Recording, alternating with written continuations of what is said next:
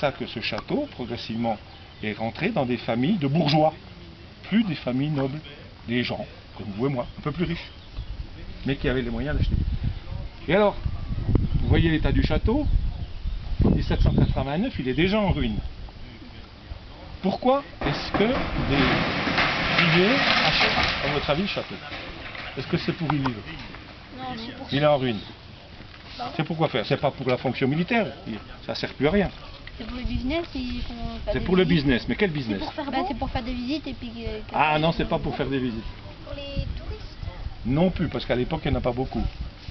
C'est comme ça. Qu'est-ce qu'il y a autour d'un château? Les douves. Les douves, puis au-delà des douves. Ah, la vue. La vue, puis la vue, elle permet de voir quoi? Et le paysage. Les paysages, puis les paysages, ils sont faits de quoi?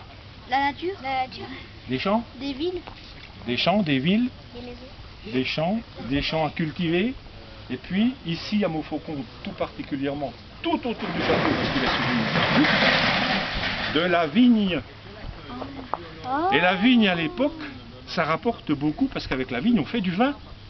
Et que le vin, quand vous le vendez, une fois qu'il a été vinifié, qu'il est en tonneau, ça rapporte plus qu'un tonneau d'eau.